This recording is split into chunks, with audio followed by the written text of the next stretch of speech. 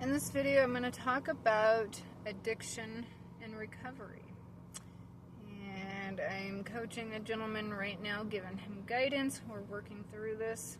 We had a wonderful conversation the other day. And not just him, but many other that I've given guidance through before have very similar situations. And not all cases, but many. And in some cases, it's introduced through friends, influence. In some cases, it's introduced through family. But in a lot of cases, it has nothing to do with either one of those. It comes from an injury. And so what happens is they receive this injury of some sort, broken bones, something major. And so maybe surgery. They go in, they're giving a prescription for pain. And so they take that for a period of time until the doctor decides you don't need it no more, and then they cut you off. And what happens is by the time they're cut off or they're no longer prescribed, they're already in active addiction. And so what happens is they no longer can get it from the pharmacist no more. They're not prescribed what they're now addicted to. And so, like in his case, went from painkillers to now heroin. Now he resourced to heroin, and he was in active use of heroin. And then the active use of heroin transitioned to fentanyl, and it's because fentanyl is cheaper and a lot easier accessible. So then he went to fentanyl, and it was taking 75 fentanyl a day. Luckily, he did not overdose. Luckily, his liver didn't shut down on him. But in that case, that's a lot of medication. So, he was taking 75 fentanyl a day. He ended up getting arrested, incarcerated. And while he was incarcerated, his mother got the C word.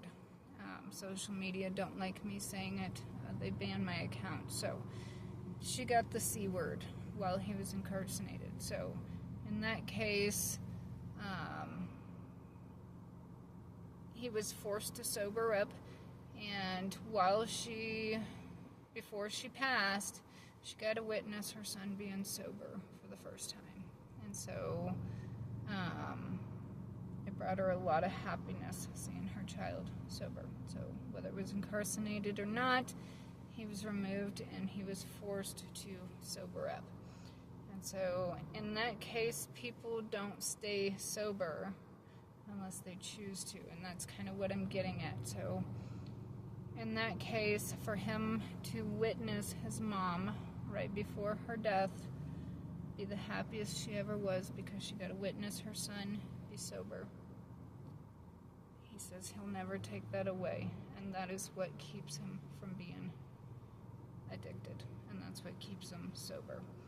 And so he's in recovery now, doing really well, huge improvements day by day, but he said, I'm constantly tested to see if I will go back, and he says all I can think about is the happiness of my mother before she passed, finally getting to see me sober. And he said that's what makes me want to stay sober.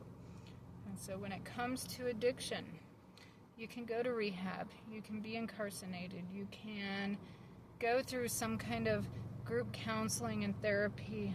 It's not effective unless you want it. And so for him to be able to see that happiness in his mother made him want to be sober. And so we're going through the recovery process. When you're in addiction, you can get sober. You can change your life.